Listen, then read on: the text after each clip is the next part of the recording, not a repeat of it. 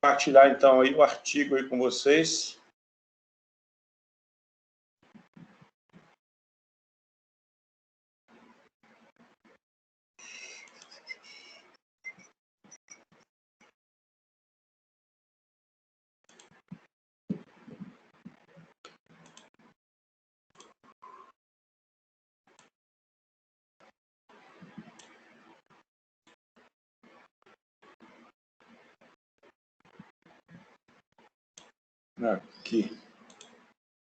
Aqui era o artigo. Isso aqui foi o que a gente viu na aula passada, né? Cadê? Tá para baixo. Deixa eu fizesse isso a partir daqui, não, a partir de mais. Isso, a conceituação aqui no caso da matriz de rigidez, né? Isso. No caso, a matriz de flexibilidade, depois a matriz de rigidez. É coisa da aula passada. Na aula de hoje, então, esse aqui, né? Aplicação do método rigidez direta na análise matricial de treliças planas indeterminadas estaticamente. Isso aqui é a forma, né, como a gente vai estar fazendo a citação. Isso aqui fica sendo, aí, no caso, uma nota de rodapé, que vai aparecer, era para estar aparecendo aqui, né? Essa nota de rodapé, esse troço aqui está Vancouver.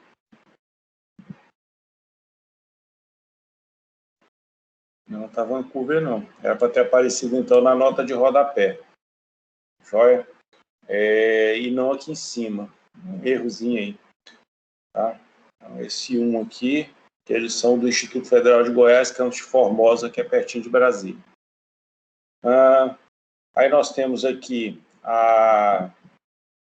como se fosse aqui, no caso, um prefácio, né? Ou um resumo.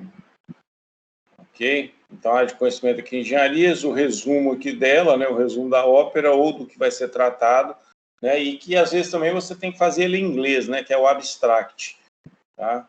É uma segunda língua. Geralmente faz em inglês, mas você pode fazer em espanhol também, em francês, em mandarim, aquilo que você dominar. O mais comum é de fazer em inglês, tá? Mas pode ser feito de qualquer outro jeito aí, sem problema nenhum. E aí, o que nós vamos ter, né? Está dizendo para a gente que as treliças, elas são o quê? Um tipo comum de estrutura. E a treliça, o básico na treliça é o quê? É tração e compressão. Em treliça você não tem momentos. Tanto que a união das barras, né? Ela vai ser chamada, no caso, de nó, e nela você não tem momentos, você só tem tração e compressão, tá? Então, o método tradicional, né, para análise estrutural desse tipo de estrutura consiste na determinação do equilíbrio dos elementos que constituem a estrutura, sendo estes as barras e os nós. E para o deslocamento, o princípio da conservação da energia. Ok? Para verificar, né, se a carga está provocando algum deslocamento lá ou não. Sendo assim, podem se tornar extensas e inviáveis. Tá? Portanto, dentre as diversos métodos de análise estrutural existentes, este trabalho é voltado para o método da rigidez direta, aplicado em treliças planas indeterminadas estaticamente, tá? Onde, por meio da construção de matrizes que representam a rigidez dos elementos, busca-se soluções para a análise estrutural de forma eficiente, pois esse método viabiliza o uso de softwares computacionais, visto que na prática pode ocorrer surgimento de sistemas lineares de grandes dimensões. Aquelas matrizes da aula passada, era uma matriz 5x5, né, 6x6, imagina uma matriz aí 15x15. Para você resolver uma matriz dessa aí, resolver aquele monte de determinante, inverter a matriz, rapaz, dá um trabalho danado, tá? Então, o jeito de fazer a gente sabe, só que a gente não vai resolver porque, enfim, demora muito. A gente põe um computador para fazer isso, tá?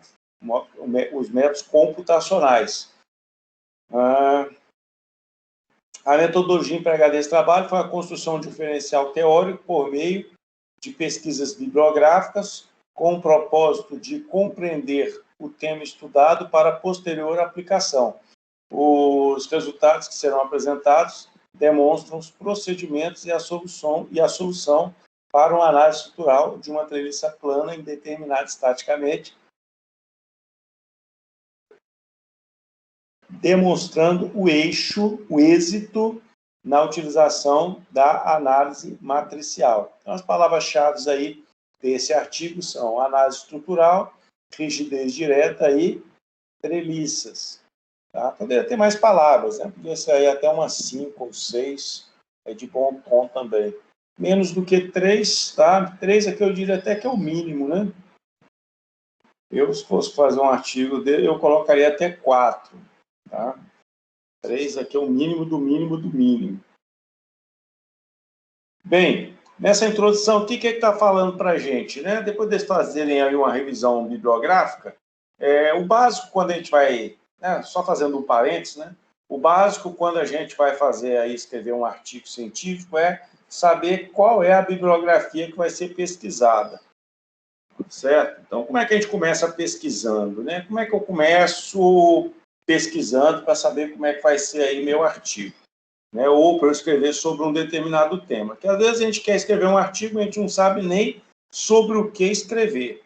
Depois que a gente está formado, que a gente está atuando aí na área, a gente começa a ver, né, algumas peculiaridades em cima da solução tradicional, né, que a gente estudou na faculdade, né, na universidade, e a gente começa a aplicar, e a gente começa a ver algumas distorções, aí a gente começa a questionar os métodos que a gente está utilizando.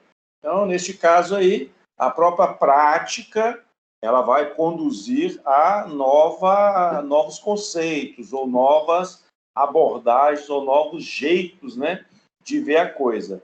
Mas, quando o caso é você estar na universidade, nem sempre isso é uma coisa tão simples, ok? Então, se você estiver participando aí, no caso, né, de palestras, participando, no caso, aí, de workshops, de webinar, né, das aulas, né, dos professores, mesmo sendo aí, no caso, virtuais, estiver estudando aí por fora, né, você vai, daqui a pouco, começar a enxergar algumas coisas que aqueles que, porventura, não estão fazendo nada disso, não enxergam. Tá? Ou, às vezes, quem já está há tanto tempo na área, já criou ali uma carapaça, né, impenetrável, e a partir dessa carapaça ali, no caso, impenetrável, nada mais muda. Tá?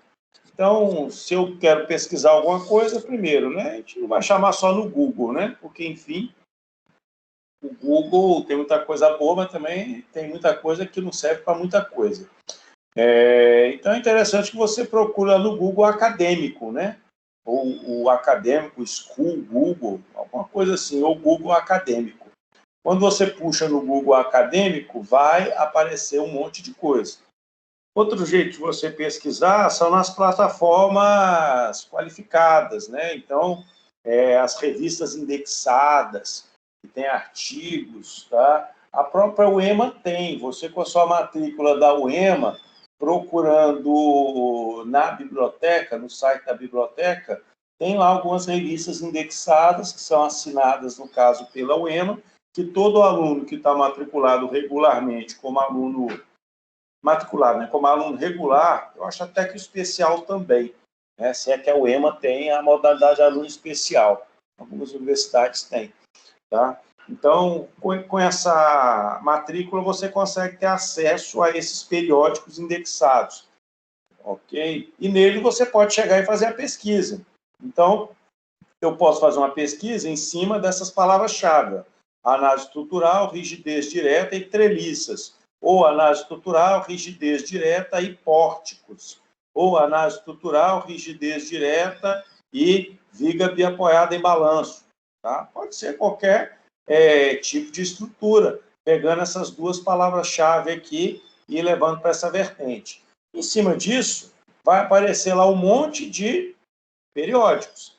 Em cima desses periódicos, você vai ter que olhar pela temática e, em cima da temática que você olhou, você vai escolher qual deles que você vai estar lendo, tá? Então, a pesquisa começa por aí. Ele já começa com você fazer a seleção do material que você vai ler.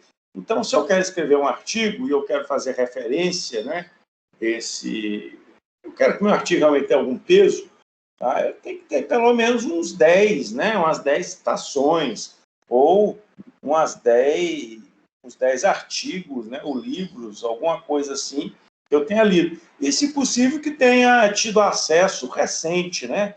Publicações de 20 anos atrás só valem se em 20 anos nada de novo tiver acontecido, tá? Então, se nada aconteceu nos últimos 20 anos, aquele artigo ainda é atual, ele está valendo. Mas é interessante quando você vai escrever um artigo que as suas citações não tenham mais do que 5 anos, a não ser que seja o bambambam da área que escreveu, tá? Aí ele sim, você pode chegar e dizer que é 20 anos, que é 30 anos, que é tudo mais. Aqui mesmo, né, ó, o que o pessoal utilizou aqui, ó, 1, 2, 3, 4, 5, 6, 7, 8, 9. Usaram 9 referências. Em cima dessas 9 referências, usaram muito livro, né? Livro, tá? Ou seja, muitos livros. É interessante que você use também artigos, tá? De repente, numa pós-graduação, isso aqui fique mais claro, tá? E seja muito mais exigido de vocês. Mas é interessante que você use aí alguns artigos para você estar balizando as coisas que você quer escrever, né? Então, aqui é um trabalho, ó, que foi publicado aqui em 2017. Então, está aqui 2017, 2014, só 3 anos antes, 2010, 2010. Então, no caso, 2010, 2010, são 7 anos antes. 2011, 6 anos antes. 2013, 4 anos. E 2017 anos antes. Mas é quem? É o Hibler, né? O Hibler é um livro tradicionalíssimo. Então, um livro tradicionalíssimo como o do Hibler, de resistência dos materiais, ele vai ser citado sempre, tá? Mas é interessante que você possa estar fazendo citações, principalmente de artigos mais novos, tá? Livro, às vezes é a última edição, é de 2010, está valendo também, mas sempre tenta pegar as versões mais antigas, as edições mais antigas, não, mais novas, tá? As edições mais novas, e artigos aí com, no máximo, 5 anos aí que foram publicados.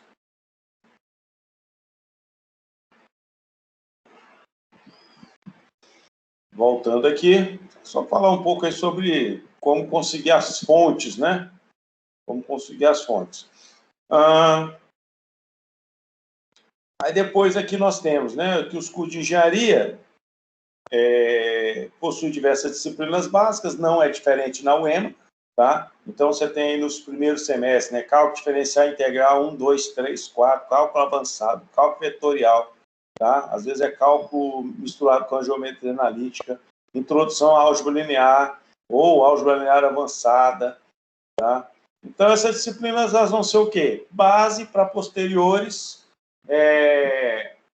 matérias, né, relacionadas ao cálculo de estruturas, tá? Então, quando a gente estuda lá resistência dos materiais 1, aí chega aqui na frente, né, a gente começa a usar lá em análise estrutural 1, análise estrutural 2, o momento de inércia, o modo de elasticidade, que é o E, o modo de elasticidade transversal, que é o G, o momento polar de inércia, tá?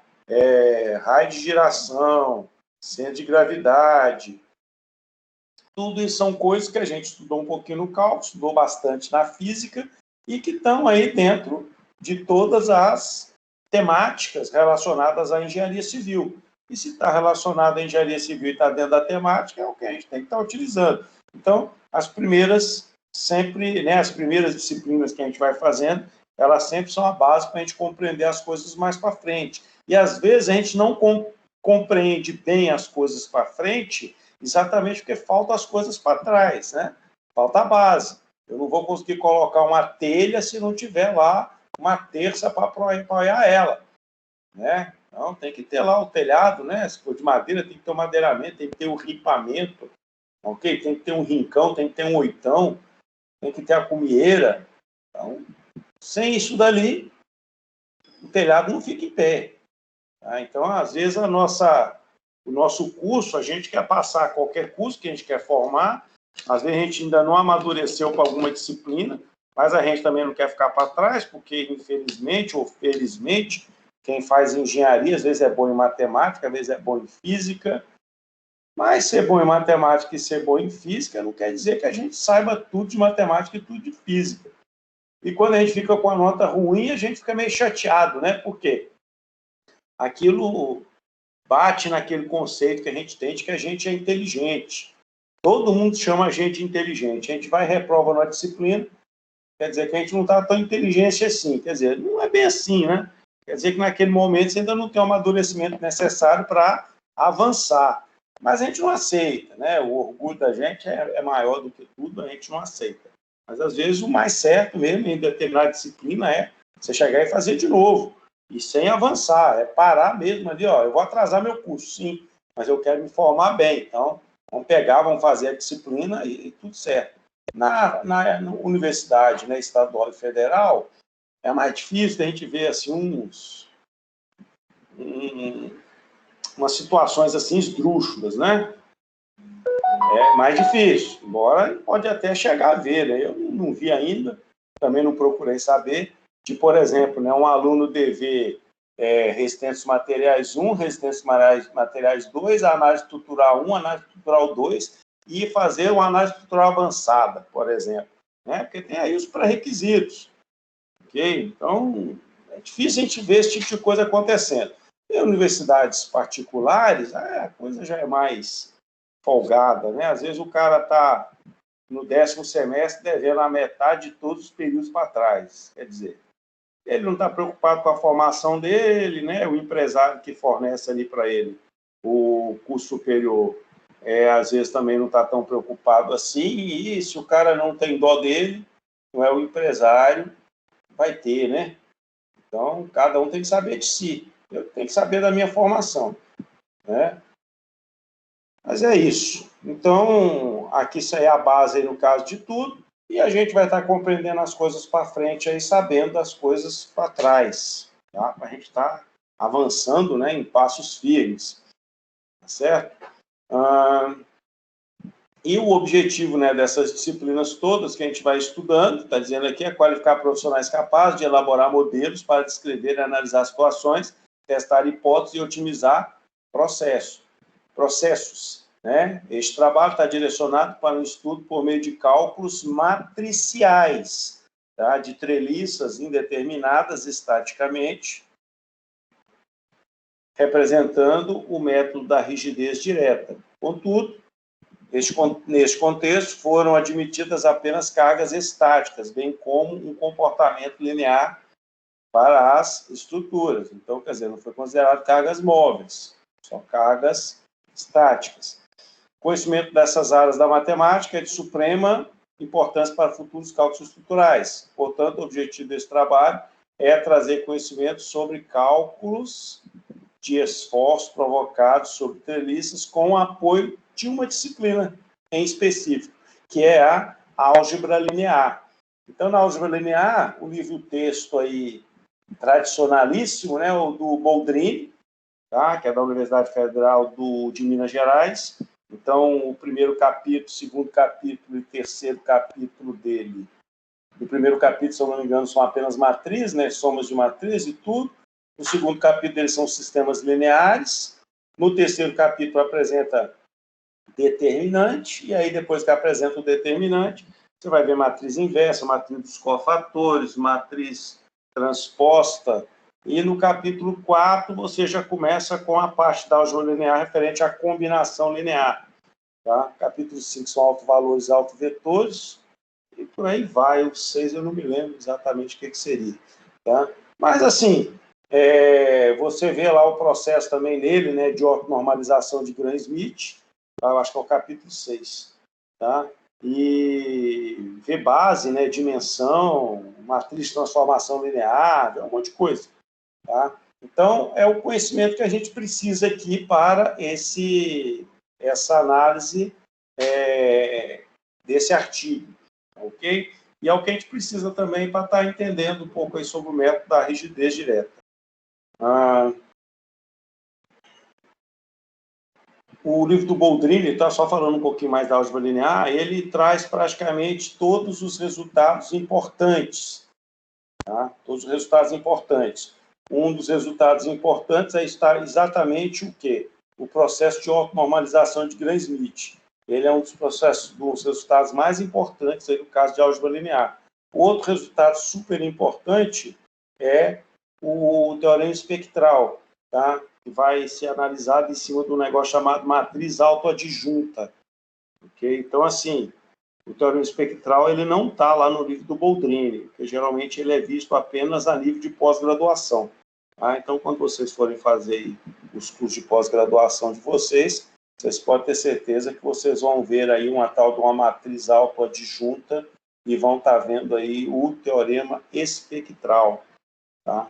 Em cima dele aí a gente tem muitos resultados aí importantes, principalmente na engenharia, tá? Engenharia como um todo, não só na engenharia civil.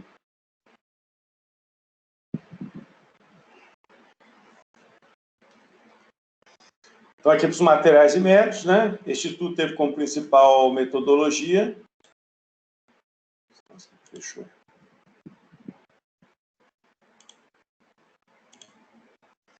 Esse estudo teve como principal metodologia pesquisas bibliográficas em artigos, sites, livros, etc. Embora, né, ele não cita nenhum artigo, nenhum site lá na revisão bibliográfica, né? Isso aqui já seria uma coisa para você dar uma chamada de atenção aqui em quem escreveu o artigo, né? Em nenhum momento ele fala nada aqui, ó, nem de site, nem de nada. Então, pequeno erro aí, né?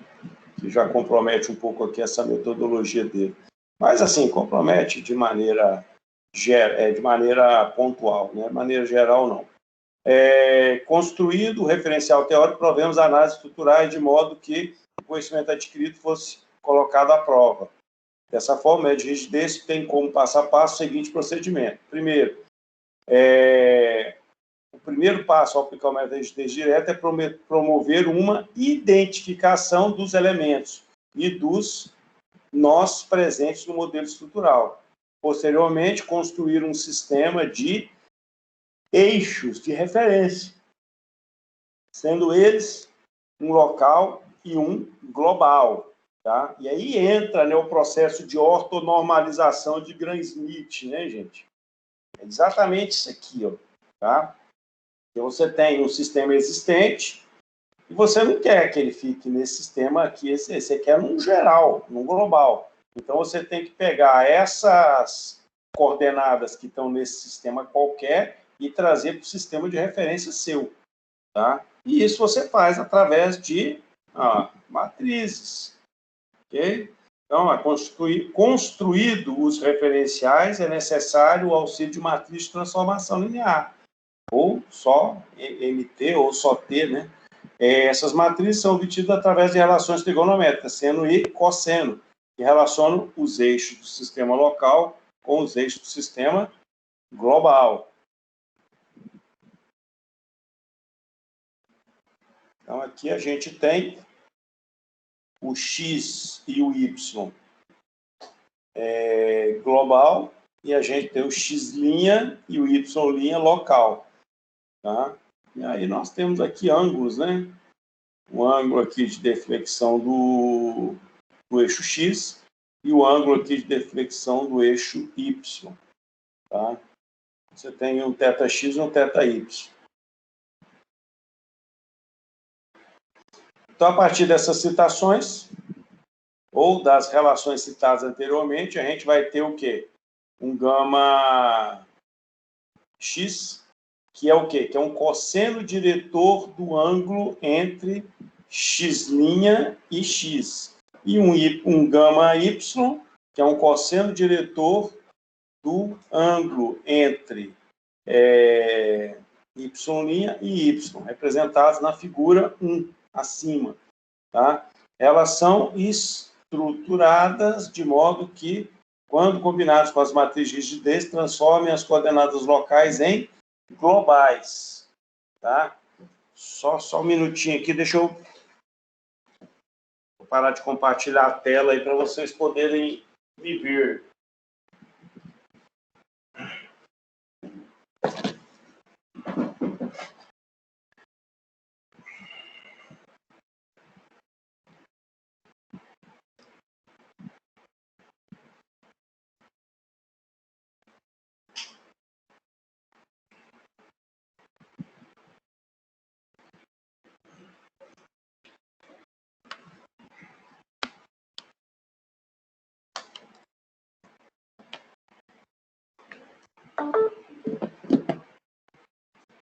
Parar aqui o compartilhamento.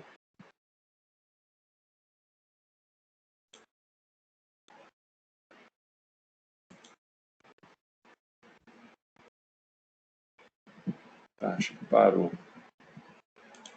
Vou voltar aqui. Então, o que nós temos aqui? Deixa eu compartilhar minha câmera de novo, ativar a câmera.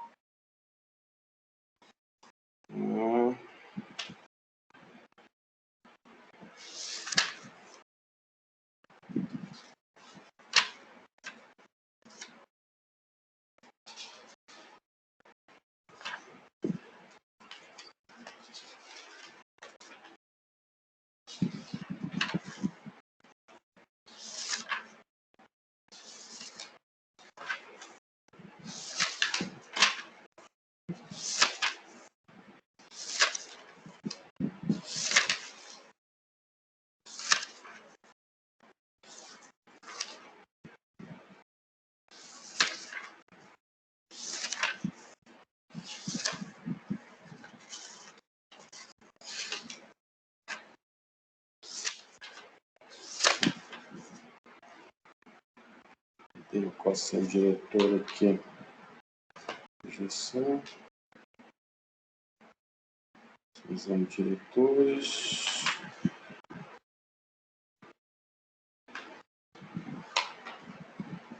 Projeção.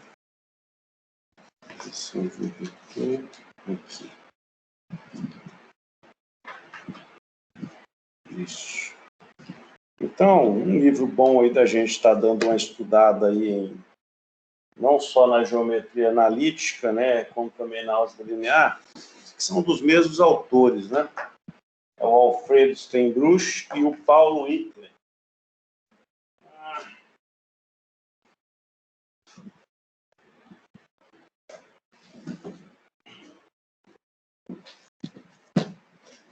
É para quem tiver um pouquinho mais de tempo, né? Quem não tem, arruma um tempinho também, aí vê pelo menos a metade das coisas que a gente mostra. Quem tem mais tempo, tenta ver tudo e além. Tá? Então, esse camarada aqui é um dos primeiros livros aí que a gente tem contato, né? Álgebra linear, aí do Alfredo Steinbruch e do Paulo Hitler. Então, lá na página 51 dele, ele vem falar para a gente aqui exatamente o que são os ângulos diretores. Então, ele vem falar para a gente aí o que é o cosseno diretor de um vetor. Tá? Então, está nesse livro. Esse livro aqui é domínio público hoje. Como ele é um livro aí antigo, tá? Bem antigo mesmo, ele tem versões dele aí em PDF aí na internet.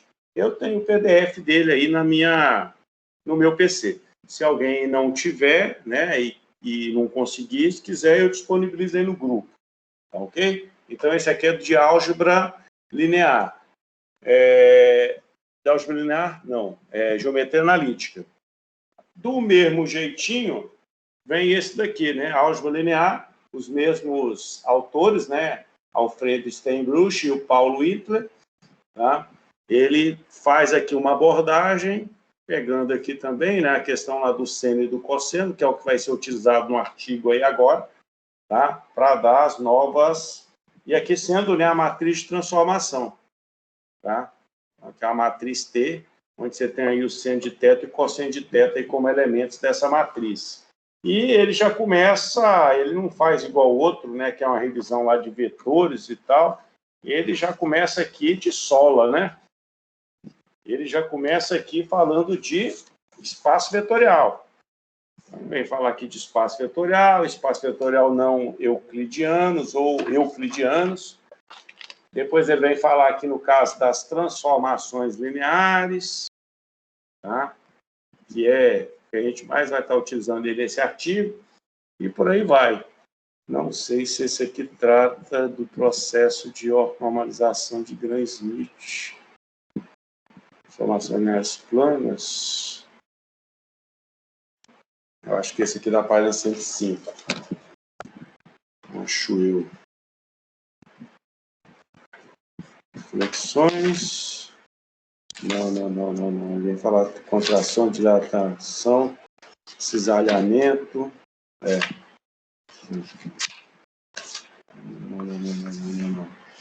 Não, ele não traz processo de Gram-Schmidt, tá?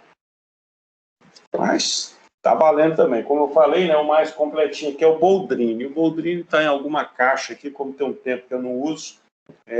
Não sei nem te falar onde é que está mais não. Está em algum canto aí, não sei dizer precisar onde. Tá? E depois a gente tem o que a gente chama lá do teorema espectral. O teorema espectral é o único livro que eu tenho que trabalha um pouco mais aí com ele, é esse livro aqui de álgebra linear do INPA. Tá? Então, álgebra linear do INPA, Instituto de Matemática Pura e Aplicada, que é da coleção aí Jabuti. Tá? Nem coleção Jabuti, não. É coleção Matemática Universitária. Ele tinha ganhado, acho que, um prêmio Jabuti. Não sei se foi essa versão aqui ou uma outra. Tá? O Jabuti é como se fosse um Oscar aí, né? Um Oscar aí dos livros, né, no Brasil.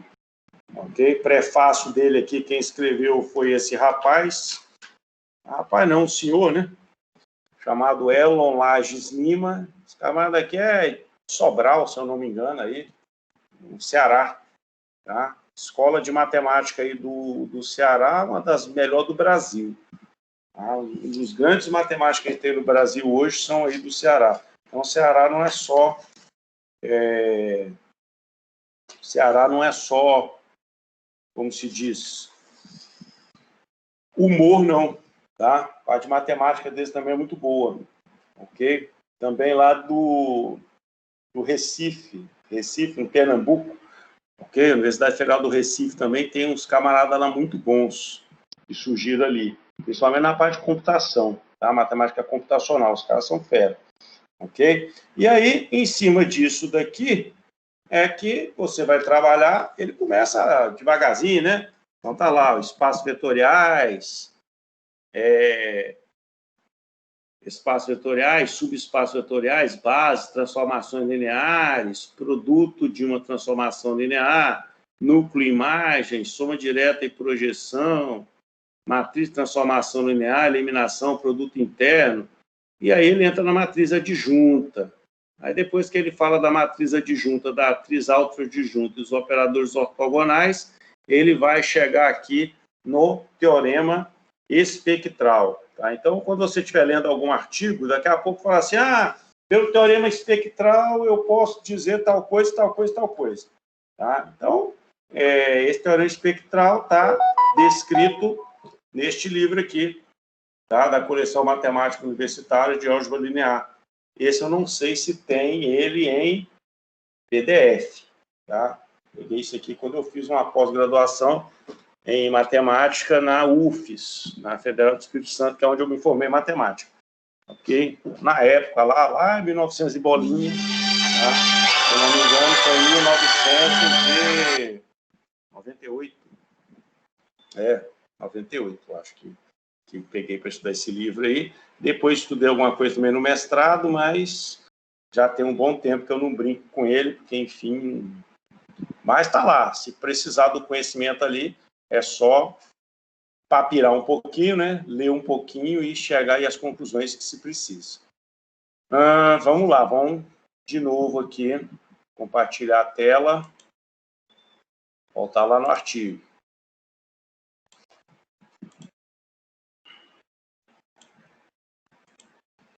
aqui. Então, esse cosseno diretor, tá? Para quem tiver em dúvida, pega lá aquele de geometria analítica lá do Steinbruch, lá tem uma explicação melhor aí do que seria esses ângulos diretores, esses cossenos diretores.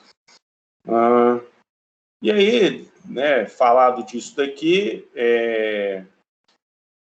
após essa primeira fase de organização do modelo estrutural, o próximo passo é identificar os graus de liberdade presentes em cada nó, que no caso, treliça representa os esforços de tração e compressão na qual a mesma pode estar sujeita. Porque treliça é só o quê? Tração e compressão, não tem momento.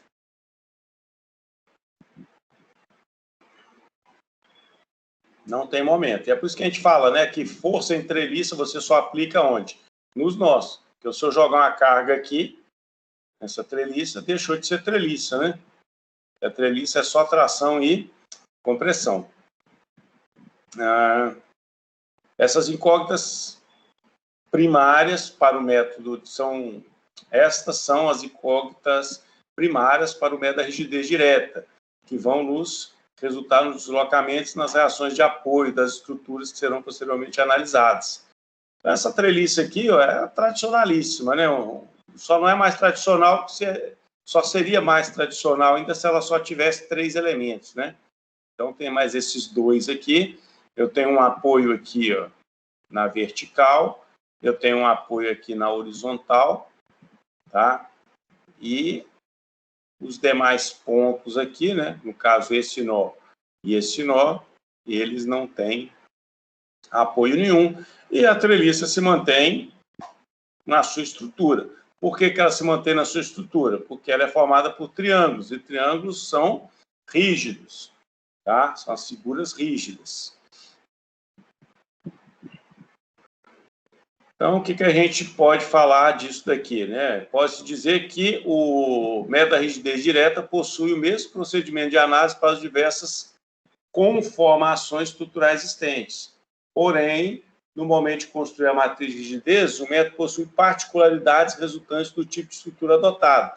No caso das treliças estudadas, a matriz de rigidez, ou as matrizes de rigidez, são compostas apenas por valores referentes a esforços normais, pois essa é a principal característica das estruturas treliçadas. É só força normal, que no caso é de tração ou de compressão. E aí nós temos esse K, certo? K aqui no caso sendo a matriz de rigidez global, ok? Onde eu tenho aqui A vezes Z sobre L. E aqui a gente tem os elementos. Então, tem o lambda x ao quadrado, lambda x vezes lambda y, menos lambda x ao quadrado, menos lambda x vezes lambda y.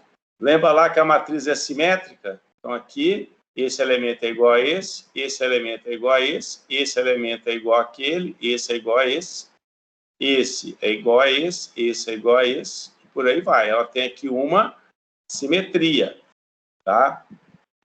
E a gente abusa dessa simetria aí na hora de estar resolvendo um problema computacional. Mesmo sendo um computador, a gente não quer que ele fique computando eternamente. Então, é interessante que a gente, né, saiba dar uma ordem correta aí para o computador fazer o cálculo para a gente. Tá? Então, a matriz de rigidez acima, essa matriz aqui, é a matriz de rigidez utilizada nas análises de treliça via método da rigidez direta, onde A é a área da seção transversal dos elementos da treliça, se é uma barra, se é um cano, se é uma chapa, se é um tarugo, tá?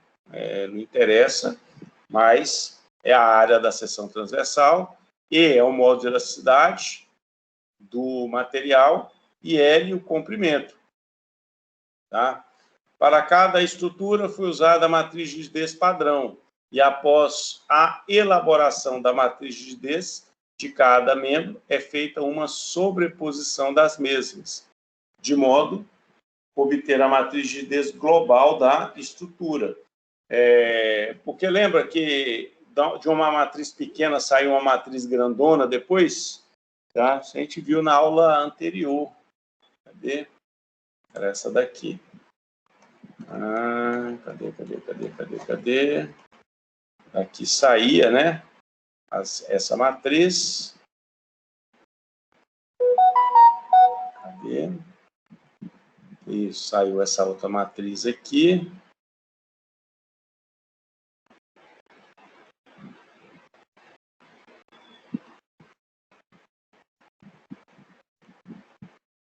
Aqui não saiu a grandona, não. Foi nessa aula aqui, não estou confundindo as aulas.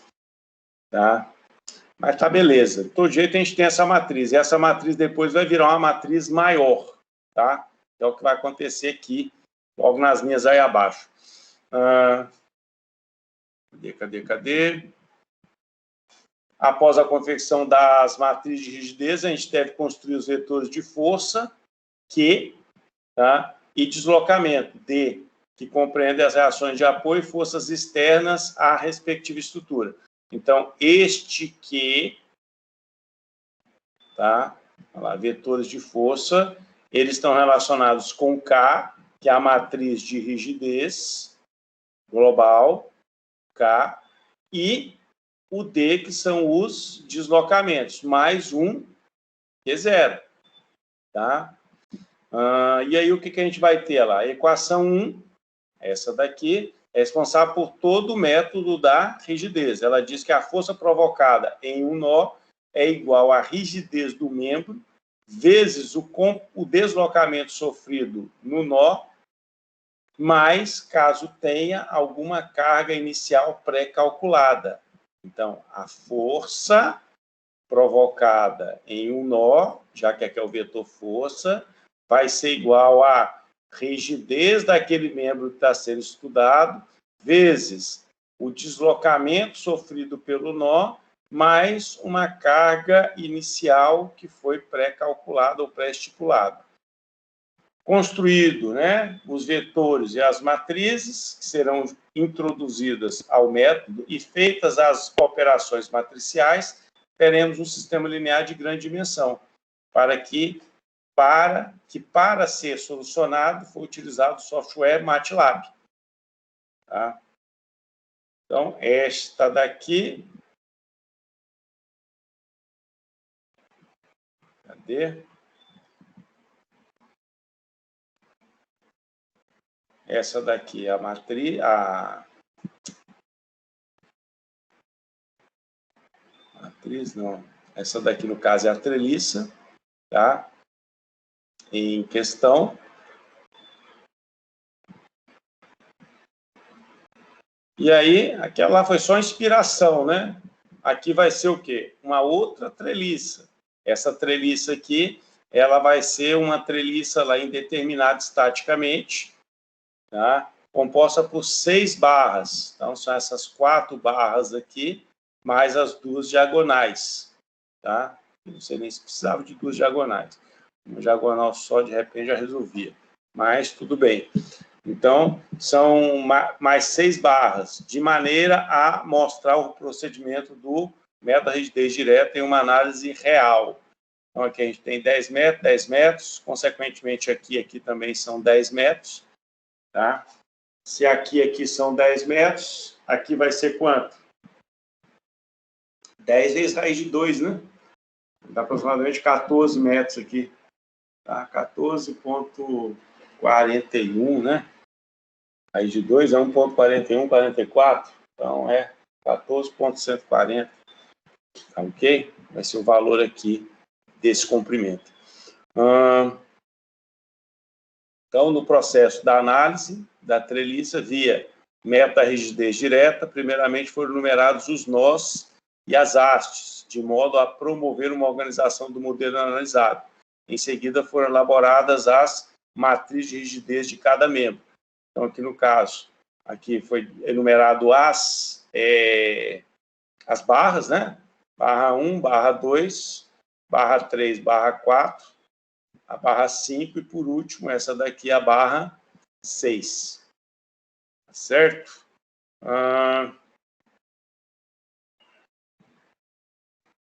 1, 2, 3, 4, 5, 6.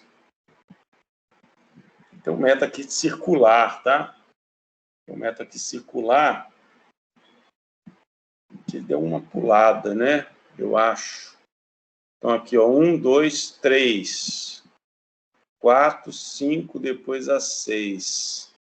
1, 2, 3, aqui seria a 4, aqui a 5, depois essa que sobrou aqui a 6. Então, só tem uma inversãozinha aqui, ok?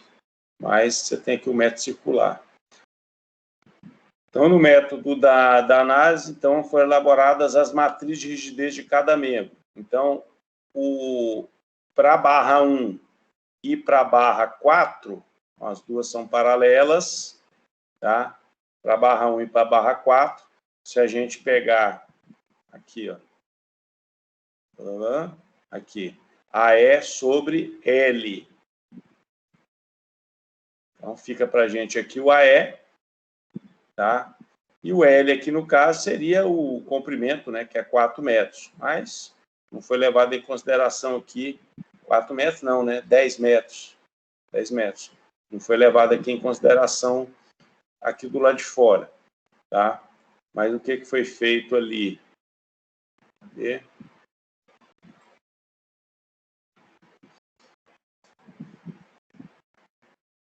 Então, essa daqui fica sendo a matriz de rigidez para a barra 1 e a barra 4. Do mesmo jeito, a gente tem uma simetria aqui, ó.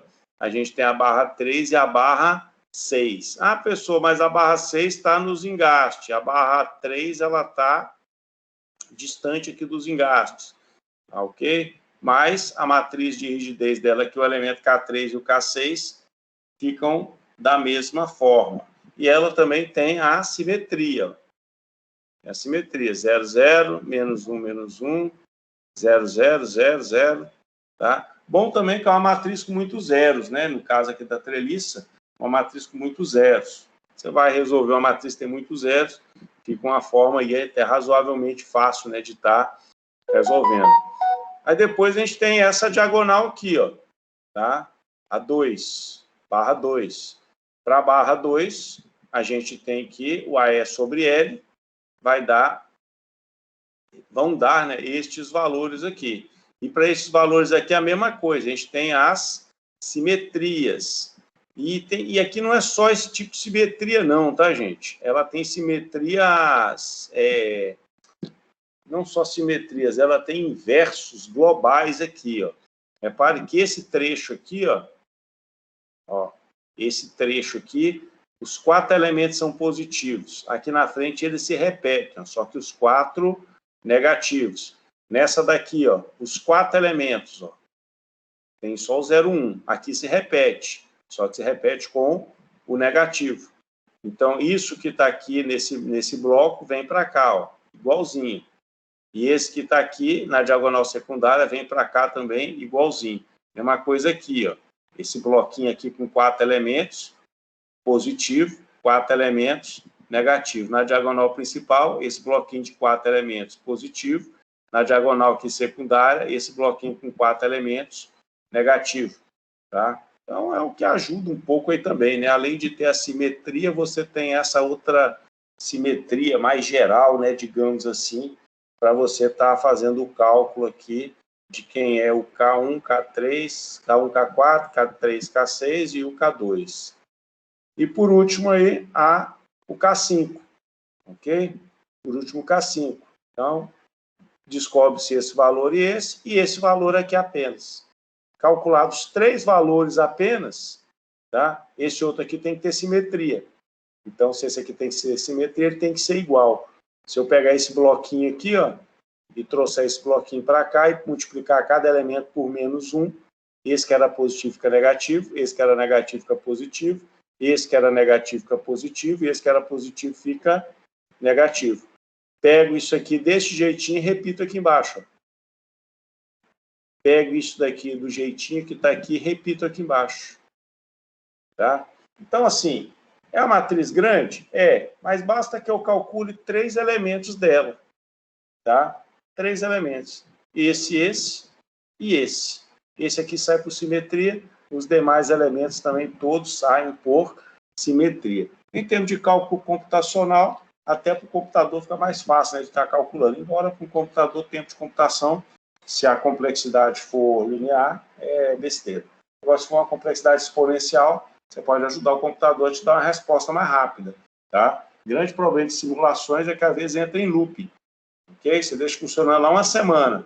Ah, como é que está seu modelo? Não, está rodando. Ah, como é que está seu modelo? Lá está rodando. Tem uma semana que seu computador está ligado, tem uma semana que está rodando e ele não para, tá? Às vezes não é nem tempo de computação, às vezes é que entrou num loop. Então, você tem que entender um pouco de programação para você poder resolver esse tipo de problema. E é por isso que vocês tiveram, né, informática, lá no primeiro semestre, é aquele cálculo numérico lá no quarto.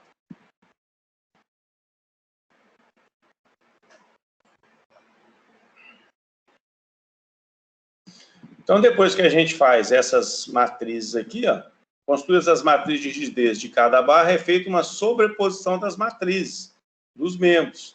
Essa sobreposição consiste em rearranjar todas as matrizes em uma só, ou seja, efetuar operações referentes aos graus de liberdade que podem ou não estar presentes em uma ou mais matriz de rigidez dos membros. Desta forma, visamos obter a matriz de rigidez global, tá? Então, essas aqui eram o quê? Matriz de cada barra. Agora eu quero uma matriz global. Como é que seria essa matriz global? Olha lá. É uma matrizona. Uma matrizona, onde eu estou pegando todos os outros elementos e jogando aqui, tá? Então, repare que tem elemento de cada uma delas, olha lá. Esse, olha lá, menos 0,035, os 4 elementos aqui negativos, tá? Ó, dessa daqui, ó, os 4 elementos negativos. Aqui, menos 0,135, 0,035, tá? Essa daqui. Cadê? 35 e 135. Cadê os elementos dela?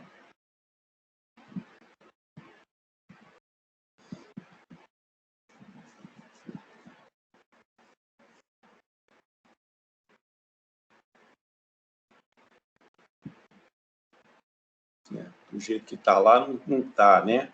Mas ela vai ser, no caso aqui, uma soma, né? Ela vai ser, no caso aqui, uma soma. Vê?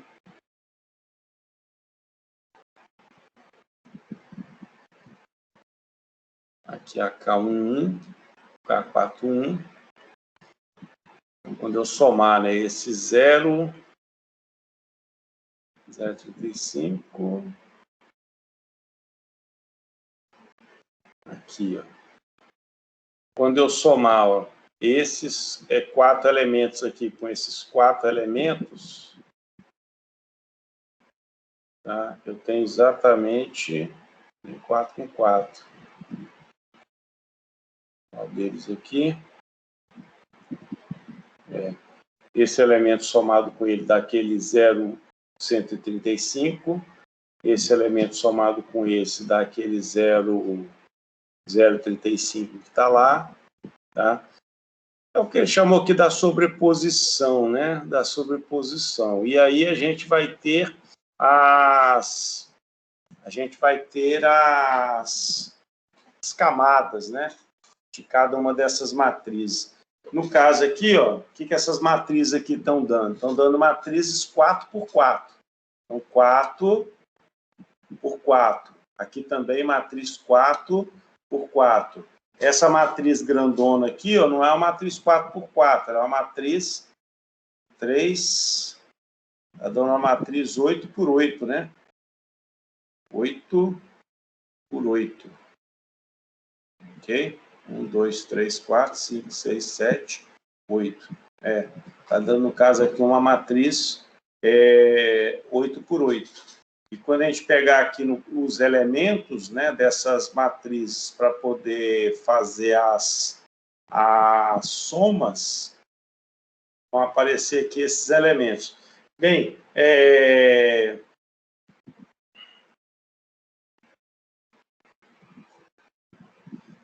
Não, e é isso, é isso. Tem que fazer, no caso aqui, a combinação dessas matrizes e a sobreposição delas para poder chegar e dar aquelas outras matrizes ali, tá ok?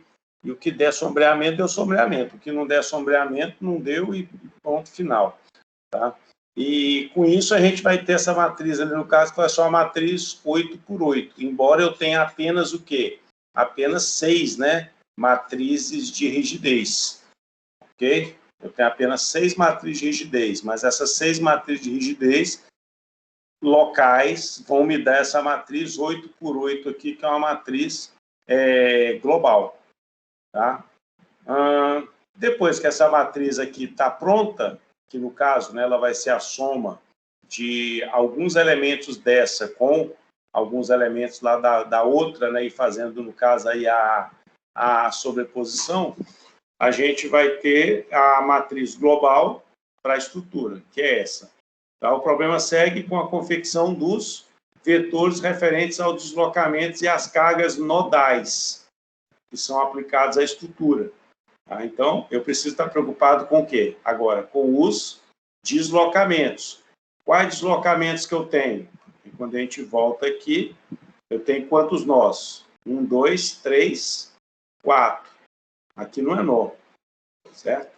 Aqui não é nó, que ela pode correr uma em relação à outra. Então, eu tenho 4 nós aqui na matriz. Se eu tenho 4 nós na matriz, eu vou ter, então, deslocamento 1, 2, 3 e 4. E eu tenho aqui algumas forças aplicadas, tá? Eu tenho aqui lá que seria não, né? Que é a questão aqui das forças. Olha lá, vetor de força, que ele vai ser o quê? Vai ser a matriz vezes o deslocamento, mais uma carga inicial lá pré-calculada, certo? Então, eu tenho, olha só, nesse nó aqui, eu tenho uma carga para essa barra, né? Que é a barra 4, eu tenho uma carga de 10 kN. Para essa barra, que é a barra 3, eu tenho essa carga aqui, que também é de 10 kN. Então, foi montada aqui essa matriz, onde o 3 e o 4 são 10. O 4, como está para baixo, né, negativo. Não tenho cargas, né, nem na 1 e nem na 2. E, como a minha matriz ela tem 8 linhas e 8 colunas, eu preciso de mais 4 cargas aqui, tá ok? A gente não tem ideia do que seria, coloca aqui Q5, Q6, Q7 e Q8. Então, aqui a gente tem a matriz dos deslocamentos e a gente tem a matriz das cargas aplicadas à estrutura. Então, o vetor de deslocamento vai possuir o quê? Componentes nulos, devido às restrições promovidas pelos apoios, tá? Então, eu tenho componentes nulos, porque eu só tenho 4 nós. Então, está aqui os 4 nós, só os 4 nós que podem se deslocar, não tem mais do que isso, tá? Os deslocamentos que possuem valores diferentes de zero são os que não estão restringidos.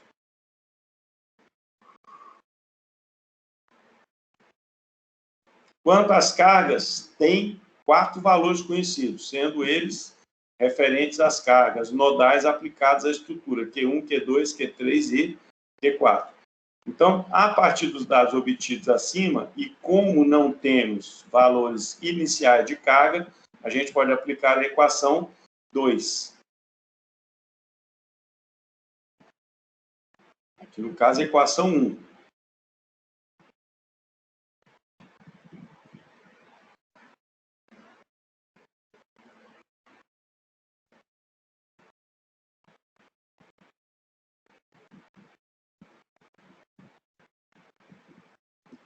Pode aplicar aqui, no caso, a equação 2, referente ao método, e obter os deslocamentos e reações de apoio diretamente. Cadê a equação 2, né?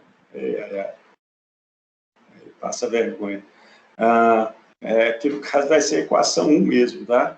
Dá 2 aqui, mas vai ser a equação 1. Não tem outra equação. Então, é essa equação aqui.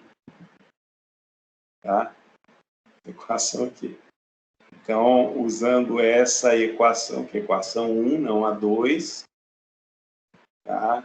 Para esses valores que estão aqui, a gente vai chegar nesses valores aqui de deslocamento e nesses valores aqui de força, tá? Então, lá, feitas as devidas substituições e operações, o procedimento resulta em 2 sistemas lineares. O primeiro nos fornece os deslocamentos desconhecidos e o segundo resulta nas reações de apoio, tá? Nas reações de apoio. Então, dá aqui para a gente os deslocamentos, que é D1, D2, D3, D4, e depois dá para a gente aí quem é Q5, Q6, Q7 e Q8. Os valores deles aqui.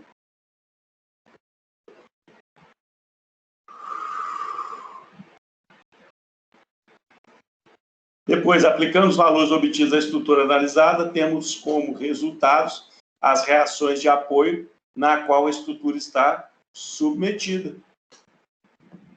Ok? Então, olha só, tem uma reação de apoio aqui, que é exatamente, olha lá, Q5, 6,72 mito, aqui, 6,72, tá? Depois tem uma outra reação aqui em cima, 3,729, 3,729. Tem uma reação horizontal aqui de 10, uma reação horizontal aqui, ó, de 10, contar para o lado esquerdo é negativo, tá? Não tem reação horizontal aqui nesse apoio, então a reação horizontal aqui é 0. 0, tá aqui o 0. Beleza? Então tá lá, treliça com as devidas reações de apoio calculadas, tá? E aí o que a gente tem, né? Considerando-se, né, que para uma análise estrutural, o conhecimento dos deslocamentos e das reações de apoio de uma estrutura são de extrema importância, pois todo o dimensionamento até a conclusão do projeto estrutural depende desses parâmetros, e observando os resultados obtidos nesse trabalho, fica claro que o modelo da rigidez direta tem êxito na solução de cálculos estruturais e é uma alternativa no estudo das estruturas, tá? Dessa forma, o estudo realizado foi aplicado somente para análise de treliças planas e peristáticas, porém, é possível a utilização do método para outros tipos de estrutura, tais como vigas e pórticos, e ainda podendo ser bidimensionais ou tridimensionais, isostáticas ou hiperestáticas. Tá? Uma outra coisa que ele acha que é importante falar é que o método apresenta melhor eficiência quando utilizado com auxílio de algum software computacional para executar os cálculos mais extensos, que manualmente resultaria em uma demanda de tempo maior ou até mesmo seria inviável. Tá? E aqui, no caso, as referências, né? Ele colocou referências bibliográficas, porque ele só citou bibliografia, aí geralmente a gente está colocando agora só referências, porque aqui pode aparecer sites e outro tipo de citação.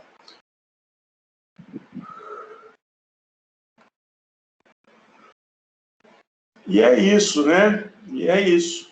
Bem, no E é isso, a gente tem aqui algumas coisas que o artigo suprimiu, tá? Que o artigo suprimiu. Geralmente, quando você vai apresentar um artigo desse num congresso, tá? Num simpósio, num colóquio, alguma coisa do tipo, você vai ter entre 5, 10 ou 15 minutos. A melhor das hipóteses, 15 minutos. Agora, você imagina você ter 5 minutos apenas para fazer uma apresentação de um artigo desse que você escreveu. Ninguém escreve um artigo desse da noite para o dia, tá? O cara tem que estudar um pouquinho, ler um pouquinho de coisa para poder chegar e fazer escrever um artigo desse. E aí, na hora que você vai falar, né, um trabalho às vezes de 6 meses, de 1 ano, você tem que falar em 5 minutos, tem que falar em 15 minutos, tá? Então, Quando chega nessa parte, você tem que falar aqui o abstract rapidinho, né, que é o resumo, tá? E depois você já vem comenta rapidamente sobre a metodologia, e depois você já vem com os resultados, que o que mais interessa para a gente aqui, ou para quem está ouvindo, é o estado da arte aqui, né? Que é esse resultado aqui de discussão, ok? Então, aqui eles apresentaram os cálculos, né? A matriz pronta, ó, já está aqui, apareceu prontinha, bonitinho. Então, o que eu estou dizendo para você, né? Ó, se você calcular este valor e este valor, você já tem a sua matriz todinha definida. Se você calcula esse valor, você já tem sua matriz todinha definida. Esse valor e esse, você já tem toda a sua matriz definida, tá? Então, é interessante, se você estiver apresentando um negócio desse, no momento que você tiver um questionamento, é interessante que você tenha uma cartinha na manga lá, né? Lógico que ninguém vai te perguntar como é que você calculou isso, mas o método que você usou para calcular pode te dar uma resposta de alguma pergunta. O que pode acontecer muito também, né, que acontece com o trabalho, principalmente dos alunos de graduação, e dependendo do congresso, do colóquio, né, do lugar que você vai estar apresentando aí os resultados da sua pesquisa, é que tem gente que é arrogante, né? E não é pouco arrogante, não. Tem gente que é muito, extremamente arrogante. A gente tem que pedir a Deus para a gente não ficar assim também, né? Embora tem gente que goste, né? Acha que é charme, acha que, poxa, o cara é daquele jeito que ele é o bambambam. Bam, bam. Ninguém se tornou o bambambam bam, bam da noite para o dia. O cara teve ali um caminho que ele percorreu, né? O Einstein mesmo, antes de ser Einstein, quando ele estava na escola primária, né, sei lá, se era escola primária na época dele, lá nos anos 1800, mas quando ele estava nos cursos iniciais lá, o professor de geografia dele falou que ele era burro, que ele não ia ser ninguém na vida. Tá? Então, assim, a gente não pode, né, chegar e fazer esse tipo de coisa, mas muitas vezes, dependendo do que você escrever, se não tiver muito alinhadinho, tá? E o seu orientador, né, o professor que tiver te orientado também não tiver muito alinhado, às vezes nem se deixa você apresentar, tá? Seu nome é colocado lá na lista de pessoas que vão fazer a apresentação, você vai ter lá seus 5, seus 10 minutos, aí alguém apresenta, quando você vai lá para frente para poder querer apresentar, levanta um doido lá e fala, não precisa nem apresentar nada, não, o que você está falando está errado. Tá? E aí você já estava lá, né, colocando seu computador em cima da mesa, né? Às vezes aquele primeiro trabalho que você vai apresentar e você ouve uma coisa dessa de alguém, e às vezes alguém até que você admira, né? Admira, assim, que é pensa, né, o Susequinte fazendo um comentário desse de um trabalho seu, né? E você gostasse de Susequinte, já tivesse visto trabalhos dele, admirasse o cara, aquilo dá um choque, né, na pessoa. Ok? Então, a gente tem que pedir aí a Deus para a gente não ficar dessa forma, que eu acho que isso é uma coisa muito feia. Assim, você ser prepotente com as pessoas, somente com quem está começando, eu acho que não é o papel de um professor. Né? O papel do professor, às vezes, é mais de tolerância. Embora tem gente que fala, não, a gente só lembra daqueles professor ruim. A gente tem que mudar, então, né? A gente tem que lembrar dos bons também. Né? Não é só o cara que ferrou a gente que a gente vai lembrar dele, não. A gente tem que lembrar aí também dos grandes amores, né? Lembrar só de quem foi chifre na gente, a gente vai viver infeliz para sempre, né? Tem que lembrar dos amores que deram certo, tá? E dos momentos que deram certo. Essa é uma metodologia de vida que eu venho trazendo, tá? E aí, o que eu quero de vocês nesse artigo, tá? Eu amassei algumas coisas aqui, ó. Falei para vocês como é que se usa aqui, no caso, a simetria, tá? Mas eu quero que vocês façam isso aí para mim a título aí de avaliação, tá? A título de avaliação. Eu quero que vocês façam o cálculo do elemento A11, A12 e A22 de todas as matrizes. Porque fazendo o cálculo desse,